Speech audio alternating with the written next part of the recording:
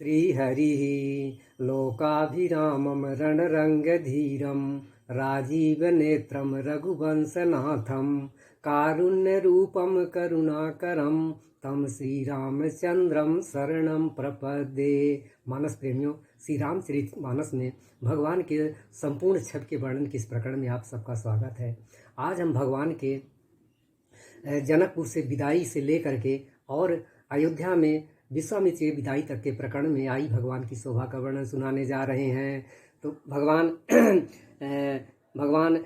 जनकपुर विदाई होने के लिए भगवान महल की ओर जा रहे हैं। तब अवध नारियां कहती हैं कि इन प्रिय अतिथियों के रूप को नेत्र भर कर देख लें, न जाने किस पुण्य से विधाता ने नयन के अतिथि किए हैं। लेहु नयन भरी रूप निहारी, प्रिय पाहुने भूप सुत चारी। को जाने कहीं सुकित सयानी, नयन अतिथि कीन्हे विधियानी। बालकांड 335वें दोहे की दूसरी चौपाई की पहली और दूसरी पंक्तियाँ। अवधवासी अब कहते हैं कि इनका दर्शन हमारे लिए ऐसा है जैसे मरने वाले के लिए अमृत, दरिद्र के लिए कल्पवृक्ष तथा नारकी को परम पद मिल गया हो। मरण सीलु जिमि पावो पीयूषा, सुर तरुला हई जन्म कर भूखा। पावनार की हरिपदु जैसे, इन कर दर्शनु हम कहाँ तैसे। बालकांड 335वें दोहे की तीसरी चौपाई की पहली और दूसरी पंक्तियाँ। और आगे वर्णन है कि इनकी शोभा को देखकर हृदय में धारण कर लें तथा अपने मन को सांप और इनकी मूर्ति को मणि बना लो।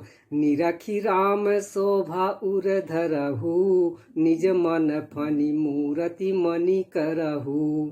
यही विधि सब ही नयन फलु देता, गए कुंवर सब राज निकेता। बालकांड 335वें दोहे की चौथी चौपाई की पहली दूसरी पंक्तियाँ। अब भगवान महल में पहुंच जाते हैं तो रूप के सागर को देख करके रनिवास हर्षित हो गया। रूप सिंधु सब बंधु लखी, हरसि उठा रनिवास। करही निचावरी आरती, महामुदित मन सास। बालकांड 335वां दोहा।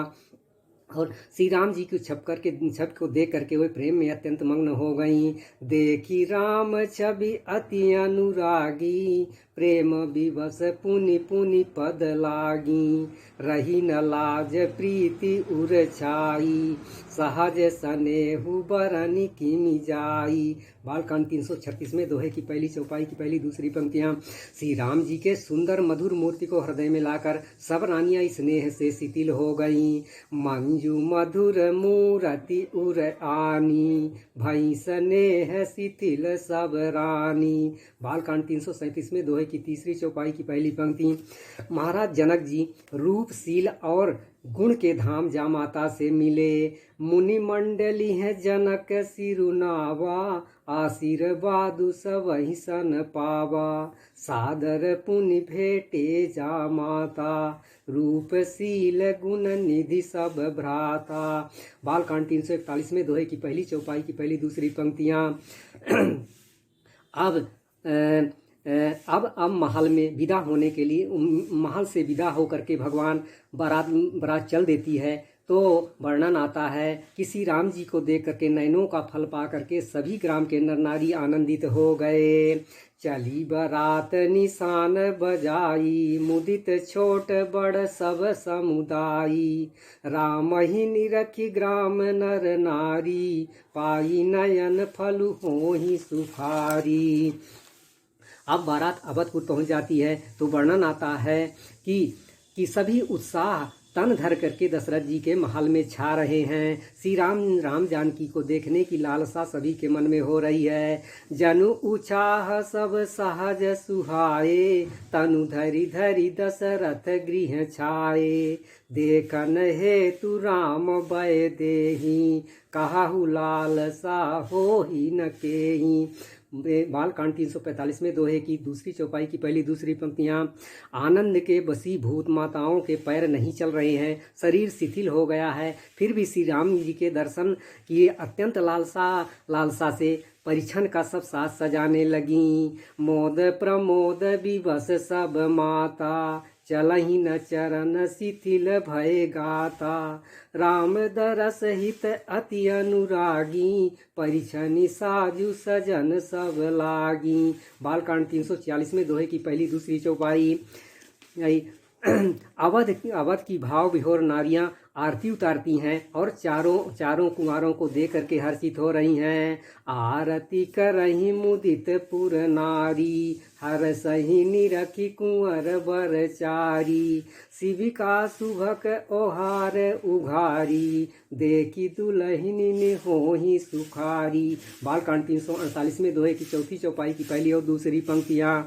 इस प्रकार से सब नगरवासियों को सुख देते हुए भगवान राजमहल के द्वार पर आ जाते हैं, जिससे माताएं आनंदित होकर के बहुओं सहित सही चारों पुत्र की परिछन करने लगीं। एहि विधि सबहि तेत सुखु, आए राज दुआर। मुदित मातु परिछन करहीं, बधुन समेत कुमार। बालकांड 348वां दोहा। बधुओं सहित चारों पुत्रों को देख करके माताएं परमानंद में मग्न हो गई हैं। माताएं बार बार सीताराम जी की शोभा को देख करके मुदित होकर के अपने जीवन को सफल मान रही हैं। बधुन समेत देखी सुतचारी, परमानंद मगन महतारी। पुनि पुनि सिय राम छवि देखी, मुदित सफल जग जीवन लेखी।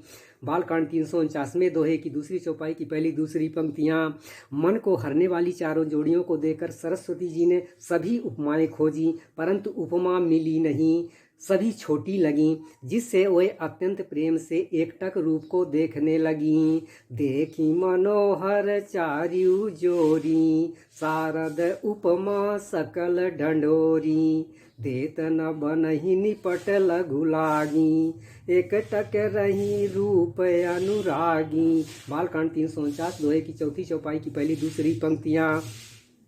बारात गए लोग विदा होते हैं, तब वर्णन आता है कि विदाई की आज्ञा पाकर के वे सभी श्री राम जी को हाथ में हृदय में धारण कर प्रसन्न मन से अपने घर को चले जाते हैं। आय सुपाई राखी उर रामहि, मुदित गए सब निज निज धामहि।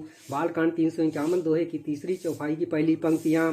माताएं कहती हैं कि तात तुम्हारा चंद्रमुख देख करके आज हमारा संसार में जन्म लेना सफल हो गया, तथा ब्रह्मा जी से कहती हैं कि जो दिन तुम्हें देखे बिना गए हमारी आयु में उनकी गिनती ना करें। आज सुफल जग जन्म हमारा, देखी तात विधु बदन तुम्हारा। जे दिन गए तुम ही बिनु देखें, ते बिरंची जनि पारहि लेखे। बालकांड 357 दोहे की चौथी चौपाई की पहली दूसरी पंक्तियां। सोते समय भगवान की शोभा का वर्णन है कि नींद में भी भगवान का अत्यंत सलोना मुखड़ा ऐसा लगता है मानो संध्या समय का लाल कमल सो रहा है। नीदऊ बदन सोह सुठिलोना, मनहु साँझ सरसी रूह सोना। बालकांड 358 दोहे की पहली चौपाई की पहली पंक्ति।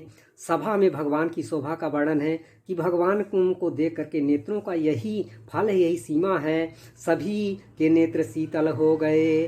देखी राम सब सभा जुड़ानी, लोचन लाभ अवधि अनुमानी। बालकांड 359 दोहे की पहली चौपाई की दूसरी पंक्ति। अब विश्वामित्र जी की विदाई होती है, तब वर्णन आता है कि विश्वामित्र जी श्री राम जी के रूप को, राजा की भागति ब्याह के आनंद और उत्साह को सराहते हुए प्रसन्न मन से चले जा रहे हैं। राम रूप भूपति भगति, ब्याहु उछाहु आनंद, जात सराहत मन ही मन, मुदित गाधि कुल चंदु। इस प्रकार से ये विश्वामित्र की विदाई तक का प्रकरण यहाँ पूर्ण हो रहा है। अब हम अगले भाग में अगले भाग में भगवान के अयोध्या कांड में प्रवेश करेंगे और भगवान के राज्याभिषेक की तैयारी से लेकर के और वन में जो भगवान की शोभा है उसका वर्णन है।